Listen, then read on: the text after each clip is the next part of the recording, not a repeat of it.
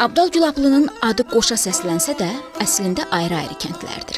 İki kəndi bir-birindən bir yol ayırır. İşğaldan öncəyədək uzun müddət eyni inzibati sovetliyə daxil olublar. Hər ikisi qədim yaşayış məskənidir. Gülablı kəndinin tarixi adı Güllüdərədir. Deyilənlərə görə 14-cü əsrdə ərəblər kəndə gələndə bu yaşayış məntəqəsi Güllüdərə adlanırmış. Daha sonralar bu kənd Gülablı kimi tanınıb. Gülablı gül suyu olan yer mənasını verir. Abdal isə qədim türk tayfasının adıdır. Harda bu toponim varsa, deməli bura türk yurdudur. Bu ad harda olursa olsun türk kökündən gəlir. Abdal tayfasının Qafqaz Albaniyasında eradan əvvəl yaşaması ehtimal olunur. Orta çağda Qarabağda Abdal adlı 3 yurt yeri vardı.